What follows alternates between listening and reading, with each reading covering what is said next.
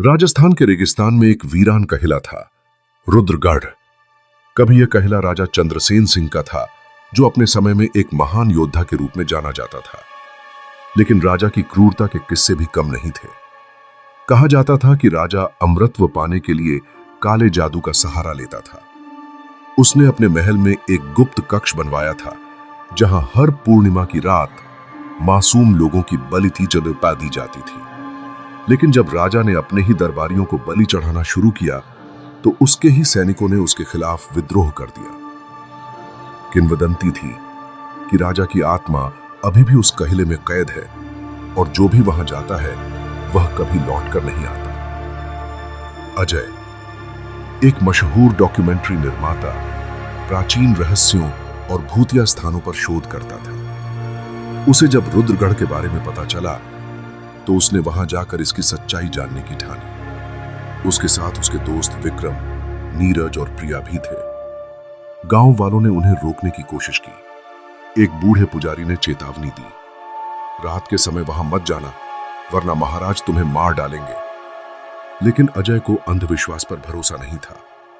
चारों दोस्त कहले में पहुंचे और अंदर दाखिल हुए। दीवारों पर खून के धब्बे थे और हवा में एक अजीब सी दुर्गंध थी। अचानक दरवाजे अपने आप बंद हो गए। नीरज ने मजाक में कहा, शायद भूत ने हमें बंद कर दिया। तभी एक ठंडी हवा का झोंका आया और उसके ठीक पीछे एक छाया खड़ी थी।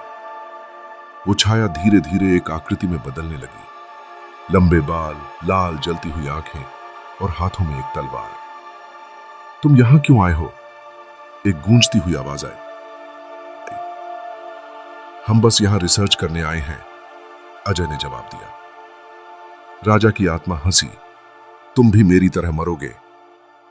तभी एक जमीन के नीचे से चीखने चिल्लाने की आवाजें आने लगी। दीवारों में लगे चित्रों से खून बहने लगा। प्रिया घबराकर भागने लगी, लेकिन अचानक ही उसके गले पर किसी अदृश्य हाथ ने पकड़ लिया। कोई मेरी मदद करो, प्रिया चिल्लाई, लेकिन उसके शरीर को खींचकर अंधेरे में समा लिया गया। अजय, विक्रम और नीरज दौड़कर प्रिया को ढूंढने लगे, लेकिन अचानक राजा की आत्मा ने नीरज पर हमला कर दिया। वह दर्द से चीखता रहा और देखते ही देखते उसका शरीर हवा में लटक गया। उसकी गर्दन कट चुकी थी।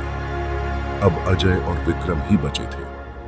उन्होंने कहले की दीवारों पर लिखी कुछ तांत्रिक लिपियां देखी, जिससे पता चला कि राजा ने अपनी आत्मा को अमर करने के लिए काले जादू से खुद को इस कहले से बांध लिया था।